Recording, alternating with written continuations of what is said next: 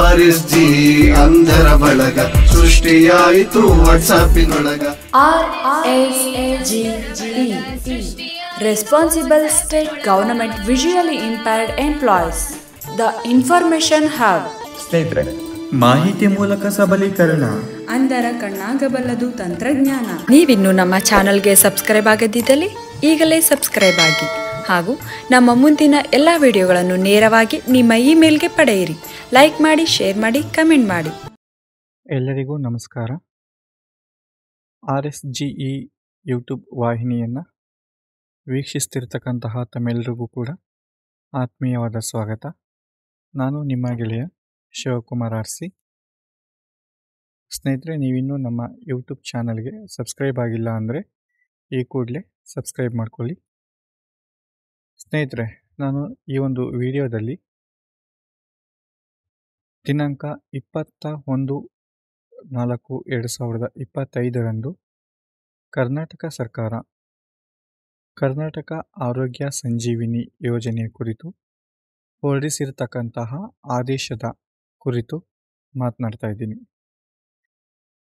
ಮಿತ್ರರೇ, ತಮ್ಮೆಲ್ಲರಿಗೂ ಗೊತ್ತಿರೋ ಹಾಗೆ ಕರ್ನಾಟಕ ಆರೋಗ್ಯ ಸಂಜೀವಿನಿ ಯೋಜನೆ ನೌಕರರು ಬಹಳ ದಿನಗಳಿಂದ ಕಾಯುತ್ತಿದ್ದಂತಹ ಒಂದು ಯೋಜನೆಯಾಗಿದೆ. ಸೊ ಈ ಯೋಜನೆ ಅನುಷ್ಠಾನಕ್ಕೆ ಬರಲಿ ಅಂತೇಳಿ ನಾವುಗಳೆಲ್ಲ ಬಹಳ ದಿನದಿಂದ ಕಾಯ್ತಾ ಇದ್ವಿ. ಸೊ ನಮ್ಮ ಒಂದು ಕಾಯುವಿಕೆ ಏನಿದೆ ಇದು ಶೀಘ್ರದಲ್ಲೇ ಅಂತ್ಯವಾಗಿ ಈ ಒಂದು ಯೋಜನೆ ಪ್ರಾರಂಭವಾಗುವಂತಹ ಒಂದು ಹಂತಕ್ಕೆ ನಾವೀಗ ಬಂದು ತಲುಪಿದ್ದೀವಿ. ಸೊ ಇಂಥ ಸಂದರ್ಭದಲ್ಲಿ ಸರ್ಕಾರ ದಿನಾಂಕ 21/4/2025 ಒಂದು ಆದೇಶವನ್ನು ಹೊರಡಿಸಿ ನೌಕರರುಗಳಿಗೆ ಒಂದಷ್ಟು ಸೂಚನೆಗಳನ್ನ ನೀಡಿದೆ. ಸೊ ಆ ಒಂದು ಸೂಚನೆಗಳು ಏನು ಅನ್ನೋದನ್ನು ನೋಡೋಕ್ಕಿಂತ ಮುಂಚೆ ಈ ಸಂಬಂಧ ಮಾರ್ಚ್ 2023 ಹಾಗೆಯೇ ಈ ವರ್ಷದಲ್ಲಿ 2023 ಏಪ್ರಿಲ್ ಮತ್ತು ಮಾರ್ಚಲ್ಲಿ ಆದೇಶಗಳನ್ನು ಸರ್ಕಾರ ಹೊರಡಿಸಿತ್ತು. ಅದನ್ನು ತಾವು ಓದ್ಕೊಂಡ್ರೆ ಇನ್ನಷ್ಟು ಮಾಹಿತಿ ನಿಮಗೆ ಸಿಗುತ್ತೆ. ಆ ಒಂದು ಆದೇಶಗಳಲ್ಲಿ ಒಂದು ಚಿಕಿತ್ಸೆಯ ವಿಧಾನಗಳು, ಅಂದರೆ ಅನುಸರಿಸಬೇಕಾದಂಥ ಕ್ರಮಗಳು, ಆಸ್ಪತ್ರೆಗಳು ಯಾವ ಥರ ಕ್ರಮ ಅನುಸರಿಸಬೇಕು, ನೌಕರರು ಯಾವ ಥರ ಕ್ರಮವನ್ನು ಅನುಸರಿಸಬೇಕು ಈ ಒಂದು ಯೋಜನೆಗೆ ಒಳಪಡಲಿಕ್ಕೆ ಅನ್ನೋದ್ರ ಬಗ್ಗೆ ಮಾಹಿತಿಯನ್ನು ನೀಡಿದೆ. ಹಾಗೆಯೇ ಮಾರ್ಚ್ 2023 ಹೊರಡಿಸಿದಂತಹ ಒಂದು ಆದೇಶದಲ್ಲಿ ಈ ಒಂದು ಯೋಜನೆಗೆ ನೌಕರರು ಒಳಪಡಬೇಕಾದ್ರೆ ಭರ್ತಿ ಮಾಡಿ ಕೊಡಬೇಕಾದಂತಹ ಎಲ್ಲ ನಮೂನೆಗಳನ್ನ ಸರ್ಕಾರ ಒದಗಿಸಿದೆ. ಅದಲ್ಲದೆ HRMSನಲ್ಲಿ ಕೂಡ ನೌಕರರ ವಿವರಗಳನ್ನ ಭರ್ತಿ ಮಾಡಲಿಕ್ಕೆ ಬೇಕಾದಂತಹ ಲಿಂಕನ್ನು ಕೂಡ ಈಗ ಆಲ್ರೆಡಿ ಒದಗಿಸಿದೆ. ಸ್ನೇಹಿತರೆ, ಈ ಒಂದು ಯೋಜನೆಗೆ ಒಳಪಡಬೇಕಾದ್ರೆ ನೌಕರರು ಬಹಳ ಮುಖ್ಯವಾಗಿ ನೌಕರರ ಒಂದು ಆಧಾರ್ ಸಂಖ್ಯೆ HRMSನಲ್ಲಿ ಸೀಡಿಂಗ್ ಆಗಿರಬೇಕು. HRMSಲ್ಲಿ ನೌಕರರ ಆಧಾರ್ ಸಂಖ್ಯೆ ಸೀಡಿಂಗ್ ಆಗಿಲ್ಲ ಅಂದರೆ ನಾವು ಈ ಒಂದು ಯೋಜನೆಗೆ ಒಳಪಡಲಿಕ್ಕೆ ಸಾಧ್ಯ ಆಗೋದಿಲ್ಲ. ಹಾಗಾಗಿ ತಾವೆಲ್ಲ ಕೂಡಲೇ HRMSನಲ್ಲಿ ನೌಕರರ ಆಧಾರ್ ನಂಬರ್ನ ಸೀಡ್ ಮಾಡಬೇಕು ಅಂತೇಳಿ ನಾನು ಈ ಮುಖಾಂತರ ರಿಕ್ವೆಸ್ಟ್ ಮಾಡ್ಕೊಳ್ತಾ ಇದ್ದೀನಿ. ಮುಂದುವರೆದು ಇವತ್ತಿನ ಒಂದು ಆದೇಶದ ಕುರಿತು ಮಾತನಾಡೋದಾದರೆ, ಸರ್ಕಾರ ಇವತ್ತಿನ ಆದೇಶದಲ್ಲಿ ಬಹಳ ಸ್ಪಷ್ಟವಾದ ಒಂದಷ್ಟು ಮಾಹಿತಿಗಳನ್ನ ನೀಡಿದೆ. ಅದರಲ್ಲಿ ಬಹಳ ಮುಖ್ಯವಾದ ಒಂದು ಮಾಹಿತಿ ಏನು ಅಂದರೆ, ಈ ಒಂದು ಕರ್ನಾಟಕ ಆರೋಗ್ಯ ಸಂಜೀವಿನಿ ಯೋಜನೆ ನೌಕರರಿಗೆ ಕಡ್ಡಾಯವಲ್ಲ. ಸೊ ಈ ಒಂದು ಯೋಜನೆ ನೌಕರರಿಗೆ ಕಡ್ಡಾಯವಲ್ಲ ಅಂದರೆ ಏನು? ಈ ಒಂದು ಯೋಜನೆಗೆ ಒಳಪಡಬೇಕೋ ಅಥವಾ ಒಳಪಡಬಾರ್ದೋ ಅನ್ನೋ ಒಂದು ಆಯ್ಕೆನ ನೌಕರರಿಗೆ ಸರ್ಕಾರ ಬಿಟ್ಕೊಟ್ಟಿದೆ. ಇದಕ್ಕೆ ಕಾರಣ ಏನು ಅಂತ ಗೊತ್ತಿಲ್ಲ, ಆದರೆ ಈ ಒಂದು ಆಪ್ಷನನ್ನು ಸರ್ಕಾರ ನೌಕರರಿಗೆ ಒದಗಿಸಿದೆ. ಸೊ ಇದ್ರ ಪ್ರಕಾರ ನೌಕರರು ಈ ಯೋಜನೆಗೆ ಒಳಪಡೋದೇ ಆದರೆ, ನನಗೆ ಈ ಒಂದು ಯೋಜನೆಗೆ ಒಳಪಡಲಿಕ್ಕೆ ಇಷ್ಟ ಇದೆ ಅನ್ನೋದಾದರೆ, ಈ ಒಂದು ಆದೇಶದ ಕೊನೆಯಲ್ಲಿರ್ತಕ್ಕಂತಹ ಅನುಬಂಧ ಎ ಇದನ್ನು ಭರ್ತಿ ಮಾಡಿ ತಮ್ಮ DDO ಅವರಿಗೆ ಮೇ 20, 2025 ಒಳಗೆ ಕೊಡಬೇಕಾಗತ್ತೆ. ಯಾವುದಾದ್ರೂ ಕಾರಣಗಳಿಗೆ ನೌಕರರು ಈ ಯೋಜನೆಗೆ ಒಳಪಡಲಿಕ್ಕೆ ಇಚ್ಛೆ ಇಲ್ಲ ಅನ್ನೋದಾದರೆ ಅನುಬಂಧ ಬಿಯಲ್ಲಿ ಮಾಹಿತಿಯನ್ನು ಭರ್ತಿ ಮಾಡಿ ಮೇ 20, 2025 ಒಳಗೆ ತಮ್ಮ DDOರವರಿಗೆ ಮಾಹಿತಿನ ಕೊಡಬೇಕಾಗತ್ತೆ. ಇನ್ ಕೇಸ್ ನೌಕರರು ಏನನ್ನೂ ತಿಳಿಸ್ಲಿಲ್ಲ, ಈ ಕಡೆ ಇಚ್ಛೆ ಇದೆ ಅಂತಲೂ ತಿಳಿಸ್ಲಿಲ್ಲ, ಇಚ್ಛೆ ಇಲ್ಲ ಅಂತಲೂ ತಿಳಿಸ್ಲಿಲ್ಲ ಅಂತ ಅಂದ್ಕೊಳ್ಳಿ. ಅಂಥ ಸಂದರ್ಭದಲ್ಲಿ ಸರ್ಕಾರ ಈ ನೌಕರರಿಗೆ ಈ ಒಂದು ಯೋಜನೆಗೆ ಬರಲಿಕ್ಕೆ ಇಷ್ಟ ಇದೆ ಅಂತ ಭಾವಿಸಿ ಈ ಯೋಜನೆಗೆ ನಿಗದಿಪಡಿಸಿರ್ತಕ್ಕಂತಹ ಮಾಸಿಕ ವಂತಿಕೆಯನ್ನು ಮೇ ತಿಂಗಳ ವೇತನದಿಂದ ಕಟಾವಣೆ ಮಾಡಲಿಕ್ಕೆ ಪ್ರಾರಂಭ ಮಾಡುತ್ತೆ. ಸೊ ಇದು ಮೊದಲನೇ ಅಂಶ. ಹಾಗಾಗಿ ಮೇ 20, 2025 ಒಳಗೆ ಈ ಯೋಜನೆಗೆ ತಾವು ಸೇರುವ ಬಗ್ಗೆ ಮಾಹಿತಿಯನ್ನು ಸೇರುವ ಬಗ್ಗೆ ಅಥವಾ ಸೇರದಿರುವ ಬಗ್ಗೆ ಮಾಹಿತಿನ ತಮ್ಮ DDOರವರಿಗೆ ಒದಗಿಸಿ ಅಂತೇಳಿ ನಾನು ಈ ಮುಖಾಂತರ ಕೇಳ್ಕೊಳ್ತಾ ಇದ್ದೀನಿ. ಎರಡನೇ ಅಂಶ, ಈ ಯೋಜನೆ ಉಚಿತನಾ ಅಂತ ನೋಡೋದಾದರೆ, ಸೊ ಈ ಯೋಜನೆಗೆ ಒಳಪಡತಕ್ಕಂತಹ ಸರ್ಕಾರಿ ನೌಕರರು ಮಾಸಿಕ ವಂತಿಕೆಯನ್ನು ಕಟ್ಟಬೇಕಾಗತ್ತೆ. ಸ್ನೇಹಿತರೆ, ತಮ್ಮೆಲ್ಲರಿಗೂ ಗೊತ್ತಿದೆ, ಎಷ್ಟೋ ಖಾಸಗಿ ವಿಮಾ ಕಂಪನಿಗಳು ವಾರ್ಷಿಕ 16,000, 20,000, 25,000 ಪ್ರೀಮಿಯಂಗಳನ್ನು ಕಟ್ಟಿಸ್ಕೊಂಡು ಹೆಲ್ತ್ ಇನ್ಶೂರೆನ್ಸ್ಗಳನ್ನ ಒದಗಿಸ್ತಾ ಇದೆ. ಸೊ ಅಂಥ ಇನ್ಶೂರೆನ್ಸ್ಗಳನ್ನ ನಾವು ಪಡ್ಕೊಳ್ತಾ ಇದ್ದೀವಿ. ಅದರಲ್ಲಿ ಸಾಕಷ್ಟು ಕಂಡೀಷನ್ಸ್ ಇರುತ್ತೆ. ಪ್ರೀ ಡಿಸೀಸ್ಗಳಿಗೆ ಚಿಕಿತ್ಸೆ ಇರಲ್ಲ, ಮತ್ತು ಕೆಲವೊಂದು ಸಂದರ್ಭಗಳಲ್ಲಿ ಈ ಒಂದು ಇನ್ಶೂರೆನ್ಸು ಅಪ್ಲೈ ಆಗಲ್ಲ. ಸಾಕಷ್ಟು ಕಂಡೀಷನ್ಸ್ನ ಹಾಕಿರ್ತಾರೆ. ಆದಾಗ್ಯೂ ಕೂಡ ನಾವು ಅಂಥ ಇನ್ಶೂರೆನ್ಸ್ಗಳನ್ನ ಪಡ್ಕೊಳ್ತಾ ಇದ್ದೀವಿ. ಸೊ ಹೀಗಿರಬೇಕಾದ್ರೆ ಅದಕ್ಕಿಂತ 100 ಪಟ್ಟು ಉತ್ತಮವಾದಂತಹ ಒಂದು ಯೋಜನೆ ಈ ಒಂದು ಕರ್ನಾಟಕ ಆರೋಗ್ಯ ಸಂಜೀವಿನಿ ಯೋಜನೆ. ಸೊ ಈ ಯೋಜನೆಗೆ ನಾವು ವಂತಿಗೆ ಕೊಟ್ಟು ಒಳಪಡೋದ್ರಿಂದ ನಮಗೆ ಖಂಡಿತ ಲಾಸ್ ಆಗಲ್ಲ ಅನ್ನೋದು ನನ್ನ ಒಂದು ಅಭಿಪ್ರಾಯ. ಸೊ ಈ ಹಿನ್ನೆಲೆಯಲ್ಲಿ ಯಾವ್ಯಾವ ನೌಕರರಿಗೆ, ಅಧಿಕಾರಿಗಳಿಗೆ ಎಷ್ಟೆಷ್ಟು ವಂತಿಕೆ ಇದೆ ಅನ್ನೋದನ್ನ ನೋಡೋದಾದರೆ, ಗ್ರೂಪ್ ಎ ಇವರಿಗೆ ವಾರ್ಷಿಕ 12,000 ಅಂದರೆ ಪ್ರತಿ ಮಾಹೆಯಾನ 1,000 ರೂಪಾಯಿಗಳ ವಂತಿಕೆಯನ್ನು ಅವರ ವೇತನದಿಂದ, ಮೇ ತಿಂಗಳ ವೇತನದಿಂದ ಕಟಾವಣೆಯನ್ನು ಮಾಡ್ತಾರೆ. ಇನ್ನು ಗ್ರೂಪ್ ಬಿ ಇವರುಗಳಿಗೆ ಗ್ರೂಪ್ ಬಿ ಅಧಿಕಾರಿಗಳಿಗೆ ಮಾಸಿಕ 500 ರೂಪಾಯಿಗಳು ಅಂದರೆ ಒಟ್ಟು ವಾರ್ಷಿಕವಾಗಿ 6,000 ರೂಪಾಯಿಗಳನ್ನು ಕಟಾವಣೆ ಮಾಡ್ತಾರೆ. ಇನ್ನು ಗ್ರೂಪ್ ಸಿ ನೌಕರರಿಗೆ ಬಂದು ಮಾಸಿಕ 350, ವಾರ್ಷಿಕವಾಗಿ 4,200 ರೂಪಾಯಿ, ಪ್ರತಿ ತಿಂಗಳು 350 ರೂಪಾಯಿಗಳನ್ನ ಕಟಾವಣೆ ಮಾಡ್ತಾರೆ.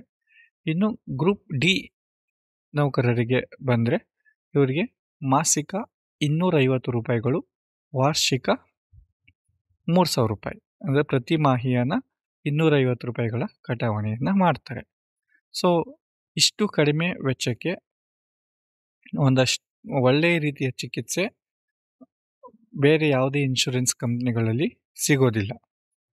ಮುಂದುವರೆದು ಇನ್ನು ಗ್ರೂಪ್ ಎ ಅಧಿಕಾರಿಗಳಿಗೆ 1,000 ರೂಪಾಯಿ ಏನು ಮಾಸಿಕ ಕಟಾವಣೆ ಮಾಡ್ತಾರೆ, ಇವರು ಅಥವಾ ಗ್ರೂಪ್ ಎ ಅಧಿಕಾರಿಗಳ ಕುಟುಂಬ ವರ್ಗದವರು ಆಸ್ಪತ್ರೆಗೆ ದಾಖಲಾದರೆ ಅವರು ಸ್ಪೆಷಲ್ ವಾರ್ಡ್ಗಳಲ್ಲಿ ಚಿಕಿತ್ಸೆಯನ್ನು ಪಡ್ಕೊಳ್ಬೋದು.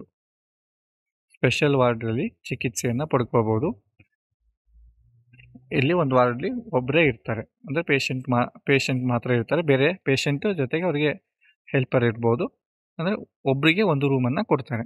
ಇನ್ನು ಗ್ರೂಪ್ ಬಿ ಅಧಿಕಾರಿಗಳು ಬಂದರೆ ಇವ್ರಿಗೂ ಕೂಡ ಸ್ಪೆಷಲ್ ವಾರ್ಡ್ ಫೆಸಿಲಿಟೀಸು ಇರುತ್ತೆ. ಇನ್ನು ಗ್ರೂಪ್ ಸಿ ಇವ್ರಿಗೆ ಬಂದರೆ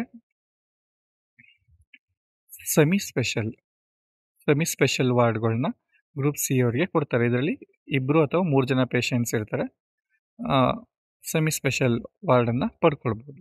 ಇನ್ನು ಗ್ರೂಪ್ ಡಿ ಅವ್ರಿಗೆ ಬಂದರೆ ಜನರಲ್ ವಾರ್ಡ್ ಫೆಸಿಲಿಟೀಸ್ನ ಈ ಒಂದು ಯೋಜನೆಯಲ್ಲಿ ಪಡ್ಕೊಳ್ಬೋದು. ಬಹಳ ಮುಖ್ಯವಾಗಿ ನಾವು ಗಮನಿಸಬೇಕಾದ್ದೇನು ಅಂದರೆ, ಇಲ್ಲಿ ಯಾವುದೇ ರೀತಿಯ ರೆಫರಲ್ ಪಡ್ಕೊಂಡು ಬಂದು ಖಾಸಗಿ ಆಸ್ಪತ್ರೆಗಳಿಗೆ ದಾಖಲಾಗುವ ಅಗತ್ಯ ಇಲ್ಲ. ನೇರವಾಗಿ ನಾವು ಈ ಸುವರ್ಣ ಆರೋಗ್ಯ ಟ್ರಸ್ಟ್ ಜೊತೆ ಒಪ್ಪಂದ ಮಾಡಿಕೊಂಡಿರ್ತಕ್ಕಂತಹ ಯಾವುದೇ ಆಸ್ಪತ್ರೆಗಳಿಗೆ ಹೋಗಿ ದಾಖಲಾಗ್ಬೋದು. ಸಾಮಾನ್ಯವಾಗಿ ಜ್ಯೋತಿ ಸಂಜೀವಿನಿ ಯೋಜನೆಗೆ ಒಳಪಟ್ಟಿರ್ತಕ್ಕಂತಹ ಎಲ್ಲ ಆಸ್ಪತ್ರೆಗಳು ಈ ಒಂದು ಸ್ಕೀಮ್ಗೂ ಕೂಡ ಒಳಪಡುವ ಸಾಧ್ಯತೆ ಇರೋದ್ರಿಂದ ಮುಂದಿನ ದಿನಗಳಲ್ಲಿ ಅದರ ಪಟ್ಟಿ ಕೂಡ ಬಿಡುಗಡೆ ಆಗುತ್ತೆ. ಸೊ ಹಾಗಾಗಿ ಆ ಎಲ್ಲ ಆಸ್ಪತ್ರೆಗಳಿಗೂ ನಾವು ಹೋಗಿ ದಾಖಲಾಗ್ಬೋದು. ಇನ್ನು ಮುಂದುವರೆದು ಈ ಯೋಜನೆಯಲ್ಲಿ ಯಾವೆಲ್ಲ ಚಿಕಿತ್ಸೆಗಳಿದೆ, ಎಷ್ಟು ಚಿಕಿತ್ಸೆಗಳಿದೆ ಅಂತ ನೋಡೋದಾದರೆ, ಈ ಯೋಜನೆಯಲ್ಲಿ ಪ್ರಸ್ತುತ ಸುಮಾರು 2000 ಶಸ್ತ್ರಚಿಕಿತ್ಸೆಗಳನ್ನು ಅಥವಾ ಚಿಕಿತ್ಸಾ ವಿಧಾನಗಳನ್ನ ಅಳವಡಿಸ್ಕೊಳ್ಳಲಾಗಿದೆ. ಅದರಲ್ಲಿ ಶಸ್ತ್ರಚಿಕಿತ್ಸೆಯೂ ಇದೆ ಅಥವಾ ಕೇವಲ ಮೆಡಿಕಲ್ ಶಸ್ತ್ರಚಿಕಿತ್ಸೆ ರಹಿತ ಚಿಕಿತ್ಸೆಯನ್ನು ಕೂಡ ನಾವು ಪಡ್ಕೊಳ್ಬೋದು. ಒಟ್ಟು 2000 ಶಸ್ತ್ರಚಿಕಿತ್ಸೆಗಳನ್ನ ಇಲ್ಲಿ ಅಳವಡಿಸ್ಕೊಂಡಿದ್ದಾರೆ, ಶಸ್ತ್ರಚಿಕಿತ್ಸಾ ವಿಧಾನಗಳನ್ನ ಅಳವಡಿಸ್ಕೊಂಡಿದ್ದಾರೆ. ಇನ್ನು ಆಯುಷ್ ಗೆ ಸಂಬಂಧಪಟ್ಟಂತೆ ಅಥವಾ ಡೇ ಕೇರ್ಗೆ ಸಂಬಂಧಪಟ್ಟಂತೆ ಇನ್ನೂ ಈ ಒಂದು ಯೋಜನೆಯಲ್ಲಿ ಇದನ್ನ ಅಳವಡಿಸ್ಕೊಂಡಿಲ್ಲ. ಇದನ್ನ ಹಂತ ಹಂತವಾಗಿ ಅಳವಡಿಸ್ಕೊತಾರೆ. ಸೊ ಆದರೆ ಒಂದು ಕಂಡೀಷನ್ ಏನಂದರೆ ಇನ್ಪೇಷೆಂಟ್ ಆಗಿರಬೇಕು. ಇನ್ಪೇಷೆಂಟ್ ಆದರೆ ಮಾತ್ರ ಸದ್ಯಕ್ಕೆ ಈ ಒಂದು ಸೌಲಭ್ಯ ಸಿಗುತ್ತೆ. ಔಟ್ ಪೇಷೆಂಟ್ಗೆ ಇನ್ನೂ ಸದ್ಯಕ್ಕೆ ಸಿಕ್ಕಿಲ್ಲ. ಮುಂದಿನ ದಿನಗಳಲ್ಲಿ ಇದನ್ನ ವಿಸ್ತರಿಸ್ತಾರೆ. ಇನ್ನು ಮುಂದುವರೆದು ಈ ಒಂದು ಯೋಜನೆಗೆ ಯಾರೆಲ್ಲ ಒಳಪಡ್ತಾರೆ ಅಂತ ನೋಡೋದಾದರೆ, ಸರ್ಕಾರ ಹೊರಡಿಸಿರ್ತಕ್ಕಂತಹ ಆದೇಶದಲ್ಲಿ ಕುಟುಂಬ ಅನ್ನೋದನ್ನ ವ್ಯಾಖ್ಯಾನಿಸಿದೆ. ಅದರ ಪ್ರಕಾರ ನೌಕರನ ಪತಿ ಅಥವಾ ಪತ್ನಿ, ನೌಕರನ ತಂದೆ ತಾಯಿ, ಮಲತಂದೆ ಮಲತಾಯಿಯನ್ನು ಒಳಗೊಂಡಂತೆ ತಂದೆ ತಾಯಿ, ಇವರು ಈ ಒಂದು ಕುಟುಂಬ ವ್ಯಾಪ್ತಿಯಲ್ಲಿ ಬರ್ತಾರೆ. ಆದರೆ ಇವರ ಇಬ್ಬರ ಆದಾಯ ಅಂದರೆ ತಂದೆ ತಾಯಿಯ ಒಟ್ಟು ಆದಾಯ ಅಥವಾ ಒಬ್ಬರ ಆದಾಯ 17,000 ರೂಪಾಯಿಗಳನ್ನು, ಮಾಸಿಕ 17,000 ರೂಪಾಯಿಗಳನ್ನ ಮೀರುವಂತಿಲ್ಲ. ಇನ್ನು ನೌಕರರ ಮೇಲೆ ಅವಲಂಬಿತರಾಗಿರ್ತಕ್ಕಂತಹ ಅವಿವಾಹಿತ ಮಗಳು ಅಥವಾ ಮಗ, ಇವರು 30 ವರ್ಷ ತುಂಬುವವರೆಗೆ ಅಥವಾ ಸ್ವಂತ ದುಡಿಮೆಯನ್ನು ಆರಂಭಿಸುವವರೆಗೆ ಅಥವಾ ವಿವಾಹವಾಗುವವರೆಗೆ ಈ ಮೂರರಲ್ಲಿ ಯಾವುದು ಮೊದಲು ಆ ಒಂದು ಅಲ್ಲಿವರೆಗೆ ಈ ಒಂದು ಚಿಕಿತ್ಸೆ, ಈ ಒಂದು ಯೋಜನೆಯ ಲಾಭವನ್ನು ಪಡ್ಕೊಳ್ಬೋದು. ಇದು ನೌಕರನ ಮಕ್ಕಳು ಅಥವಾ ಮಕ್ಕಳಿಗೂ ಕೂಡ ಅನ್ವಯವಾಗತಕ್ಕಂತಹ ವಿಚಾರ ಆಗಿದೆ. ಅಂದರೆ ಅವರಿಗೆ ನೌಕರರ ಮಕ್ಕಳು, ಅವರು ಹೆಣ್ಮಗು ಆಗಿರಲಿ ಗಂಡು ಮಗು ಆಗಿರಲಿ, 30 ವರ್ಷ ಆಗುವವರೆಗೆ ಅಥವಾ ಅವರಿಗೆ ಮದುವೆ ಆಗುವವರೆಗೆ ಅಥವಾ ಸ್ವಂತ ಕೆಲಸ ಸಿಗುವವರೆಗೆ ಈ ಒಂದು ಒಂದು ಯೋಜನೆಯಲ್ಲಿ ಚಿಕಿತ್ಸೆಯನ್ನು ಪಡ್ಕೊಳ್ಬೋದು. ಅಥವಾ ನೌಕರರ ಮಕ್ಕಳು ಅಥವಾ ಮಕ್ಕಳು ವಿಚ್ಛೇದನೆಗೆ ಒಳಪಟ್ಟಿದ್ರೆ, ಅಂದರೆ ಮಗಳು ವಿಚ್ಛೇದನವನ್ನು ಪಡ್ಕೊಂಡಿದ್ರೆ ಅಥವಾ ವಿಧವೆಯಾಗಿದ್ದರೆ, ಮಗ ಅಥವಾ ಮಗಳು ಅಂಗವಿಕಲರಾಗಿದ್ದರೆ ಅವರು ಶಾಶ್ವತವಾಗಿ ಈ ಯೋಜನೆಯ ಬೆನಿಫಿಟನ್ನು ಪಡ್ಕೊಳ್ಬೋದು. ಸೊ ಕುಟುಂಬ ಅನ್ನೋದನ್ನ ಕುಟುಂಬದ ಅರ್ಥವನ್ನು ವಿಸ್ತರಿಸಿದ್ದಾರೆ ಮತ್ತು ಸಾಕಷ್ಟು ಅವಕಾಶಗಳನ್ನ ಈ ಒಂದು ಸರ್ಕಾರ ಕಲ್ಪಿಸಿದೆ. ಹಾಗಾಗಿ ಈ ಒಂದು ಯೋಜನೆಯ ಲಾಭವನ್ನು ತಾವೆಲ್ಲರೂ ಪಡ್ಕೊಳ್ಬೇಕು. ಈ ಒಂದು ವಂತಿಗೆಗೆ ಸಂಬಂಧಪಟ್ಟಂತೆ ನಿಮ್ಮ ಅಭಿಪ್ರಾಯವನ್ನು ಇದೇ ಮೇ 20 ಒಳಗಡೆ ತಿಳಿಸಿ. ಹಾಗೆಯೇ ಈ ಯೋಜನೆಗೆ ಸಂಬಂಧಪಟ್ಟಂತೆ ಇನ್ನೇನಾದರೂ ಅನುಮಾನಗಳಿದ್ದರೆ ಇವತ್ತು ಹೊರಡಿಸಿರ್ತಕ್ಕಂತಹ ಆದೇಶದಲ್ಲಿರ್ತಕ್ಕಂಥ ಉಲ್ಲೇಖಗಳ ಆದೇಶಗಳನ್ನ ತಾವು ಓದ್ಕೊಳ್ಬೋದು. ಅಥವಾ ಏನಾದರೂ ಡೌಟ್ ಇದ್ದರೆ ನನ್ನ ಒಂದು ದೂರವಾಣಿ ಸಂಖ್ಯೆ 9060720937 ಈ ಒಂದು ಸಂಖ್ಯೆಗೆ ಕರೆ ಮಾಡೋದ್ರ ಮುಖಾಂತರ ತಾವು ಪಡ್ಕೊಳ್ಬೋದು. ನೀವಿನ್ನೂ ನಮ್ಮ ಯೂಟ್ಯೂಬ್ ಚಾನಲ್ಗೆ ಸಬ್ಸ್ಕ್ರೈಬ್ ಆಗಿಲ್ಲ ಅಂದರೆ ಈಗಲೇ ಸಬ್ಸ್ಕ್ರೈಬ್ ಮಾಡ್ಕೊಳ್ಳಿ. ಈ ರೀತಿ ಹೆಚ್ಚಿನ ಮಾಹಿತಿಗಳನ್ನ ನೀವು ಆಗಿಂದಾಗೆ ಪಡಿಬೋದು. ಈ ಒಂದು ವಿಡಿಯೋವನ್ನು ಇದುವರೆಗೆ ನೋಡಿದ್ದಕ್ಕಾಗಿ ತಮಗೆ ಧನ್ಯವಾದಗಳು.